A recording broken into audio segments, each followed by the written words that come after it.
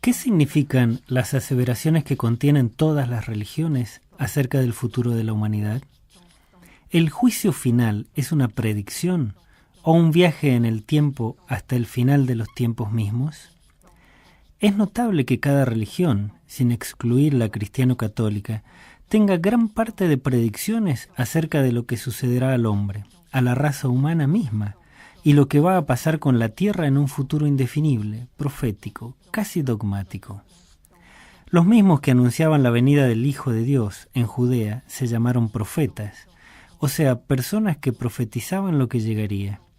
Y el mismo Jesucristo habla de lo que sucederá en el futuro, lo que pasará cuando Él regrese y cómo será el juicio final cuando llegue el momento de la resurrección de los muertos. ¿Estamos hablando de viajes en el tiempo? ¿O se trata de visiones, intuiciones, sueños, alucinaciones?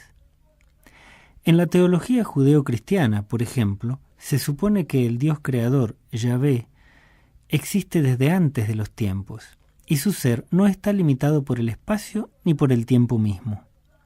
El mismo Jesús afirma en una parte del Nuevo Testamento, en Juan 8.58, que antes de que Abraham naciera, yo estuve. Y su discípulo principal, Pedro, afirma en otro pasaje que Jesús fue elegido antes de la creación del mundo. De este modo, Pedro identifica el comienzo del tiempo con la creación, o sea, el momento cero del tiempo, el Big Bang, expresado con lenguaje bíblico.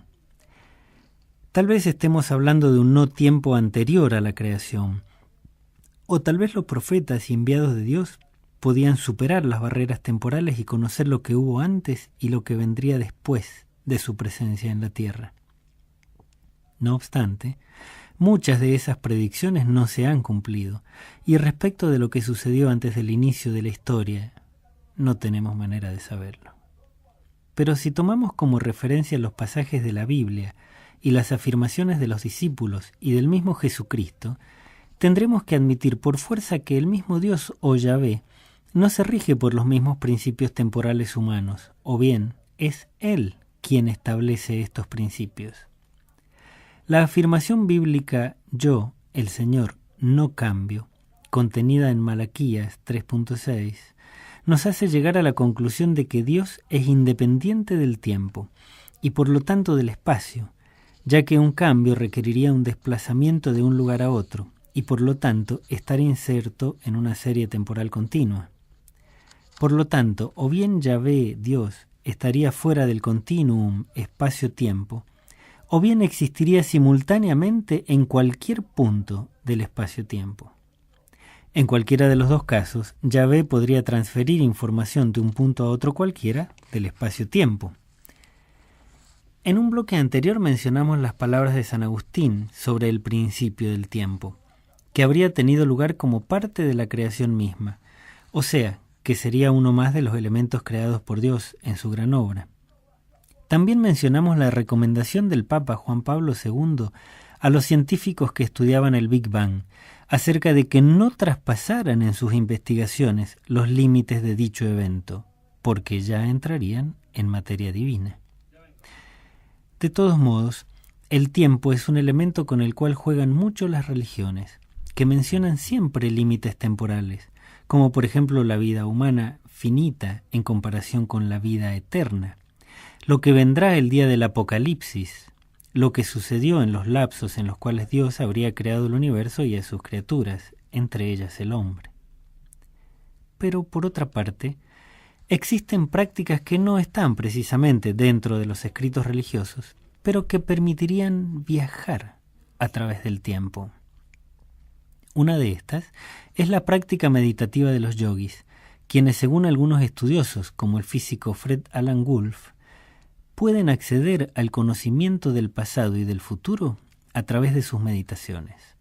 El profesor Wolf, en su libro El yoga del viaje en el tiempo, sugiere que el viaje en el tiempo se puede lograr a través de un trabajo meditativo como el realizado por los yogis, quienes conseguirían romper las cadenas terrenales del ego mental con las cuales el ser humano se bloquea a sí mismo desde adentro de su ser. Ya en las bases del hinduismo se asegura que un ser puro de esta naturaleza, o sea, en este caso un yogi, es un trikalajñá, que quiere decir un conocedor de 3 tiempos. En otras palabras, un ser purificado por la práctica de la meditación puede lograr, a través de su mente, la separación de su espíritu y la liberación de los prejuicios que a cada uno nos vinculan con esta realidad, y de este modo logra viajar a través del pasado, el presente y el futuro.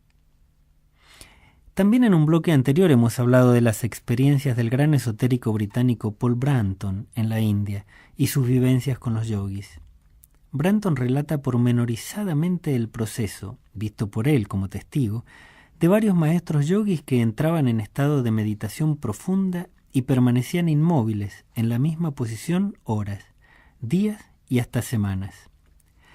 Estos maestros aseguraban, al regresar de su meditación, que habían estado afuera, y a menudo hacían detalladas descripciones de cómo sería el futuro de la humanidad y de los grandes acontecimientos que esperaban al hombre. Por lo tanto, las predicciones no han sido solamente una capacidad de los profetas, sino también de otros que por distintos caminos aseguran haber conocido el futuro, en el caso de las predicciones, o haber estado también en el pasado. En cuanto a los viajes mentales de los yogis, la capacidad de viajar en el tiempo va acompañada de la de desplazarse en el espacio sin límites de frontera o distancia. En estos casos vemos relacionado nuevamente el tiempo con el espacio, y hablando de los yogis específicamente, ellos aseguran que con su mente pueden recorrer inmensas distancias, libres de las ataduras temporales y físicas, y de ese modo pueden contemplar diferentes realidades. Naturalmente no hay pruebas estrictamente científicas de que esta capacidad de los yogis sea verdaderamente real, como ellos aseveran. Pero hay que tener en cuenta que las leyes del universo, en especial a partir de la teoría de la relatividad de Einstein y siguiendo con los avances de la física cuántica, se basan en cálculos matemáticos realizados en laboratorios y apoyados por observaciones. Pero en la mayoría de los casos, se trata de observaciones a gran distancia y en un margen de posibilidades. Nadie, hasta hoy, ha contemplado de cerca el interior de un agujero negro en el espacio. Sin embargo, se postulan como ciertas las leyes que rigen estos fenómenos cósmicos. Y a modo de despedida, dejo unos versos del poeta norteamericano Richard Eberhard, de su poema Caminé al cementerio a ver a los muertos. Quien habla al absoluto, saluda a una sombra. Quien se busca a sí mismo se perderá. Los dorados faisanes no nos sirven. La acción debe aprenderse del amor del hombre.